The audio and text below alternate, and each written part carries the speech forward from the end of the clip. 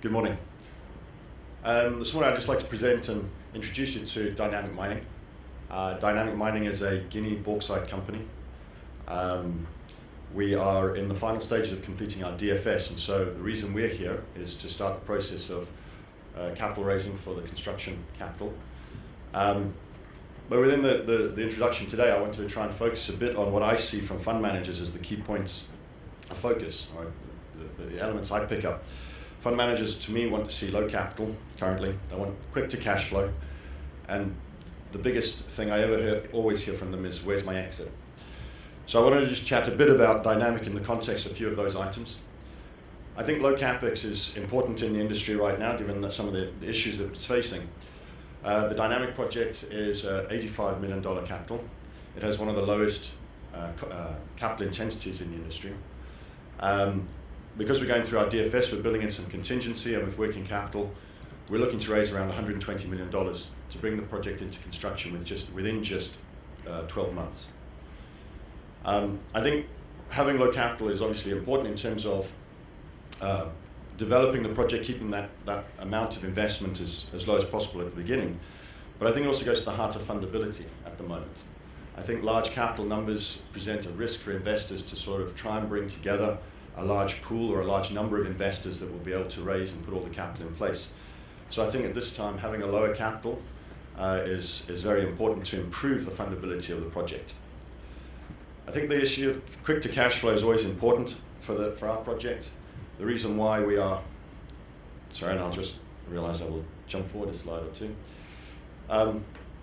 Part of the reason why we're looking at a quick to cash flow sort of project, I think, is investors want to sort of have their money at risk for as little and as short a period as possible.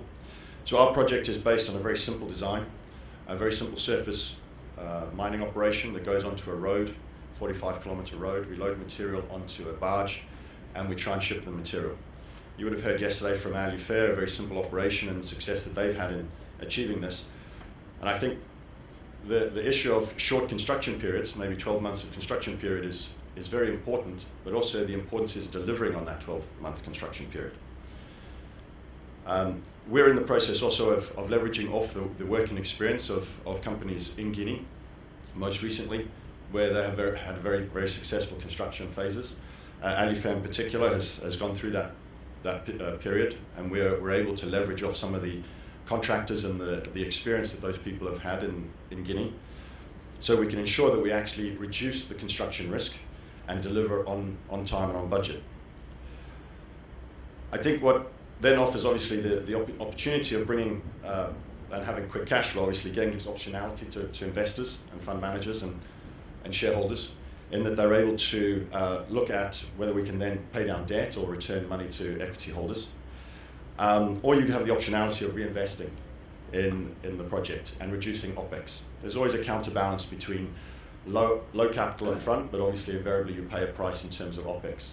But once you're in cash flow, you then have that optionality of whether you reduce your OPEX, you optimize your operation further.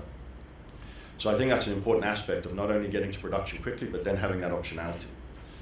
And then to the point of exit, whilst no mining CEO can ever promise an exit, what we can look at is when one looks at a project that is in production, is generating cash flow, the optionality for exit, whether it be through an IPO or a buyout or an M&A process, is so much better. Such a higher probability of some sort of exit that might eventuate. So for investors who are looking at the time frame of up to 5 years, there is the optionality of being able to exit and realize the value of the project.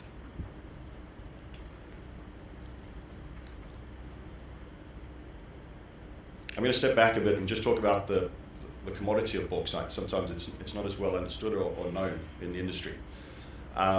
Bernie alluded yesterday to a bit around aluminium and the strength of aluminium, and I think that's well researched and well understood. It's a commodity that's been growing at 5-6% annually for about the last 20 years. It's very strong. And that translates obviously into demand for alumina and then also down into demand for bauxite. One of the issues then is not so much on the demand side, but it's more on the supply side. How do you create the supply of bauxite to meet that rising demand? And that's been the issue that the industry has faced in the last 5 or 6 years in trying to address that, because this is an industry that historically had a very low level of investment, it was underinvested, And typically what we found is that the scale of investment that was required to bring projects into production was in the $1 billion, which made it very difficult to finance projects. Particularly with the largest portion of resources in Guinea, and so the maturing of Guinea as an investable country has also slowed the investment into that country and the development of new resources in bauxite.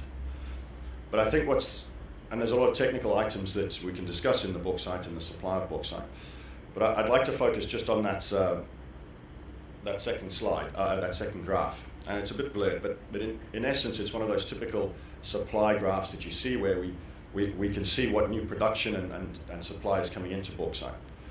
And I think one of the most critical parts there is not only can you see the growth and in terms of the demand and the supply from new and production that's required.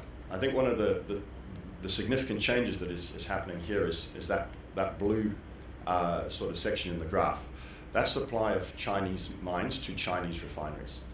And what we found is that through recent legislation and some of the issues in the quality of material that's being produced in China, is that we've seen a material decline in the amount of production that's coming from China.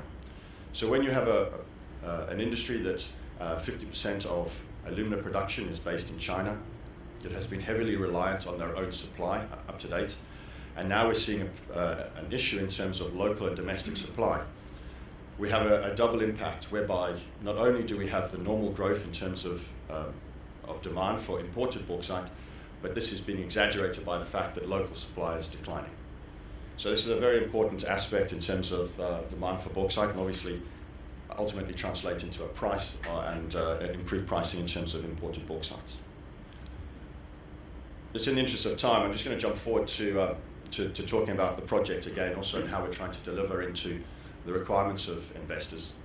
We're very conscious of, again, making the project investable and how we address the valuation and returns that investors are looking for.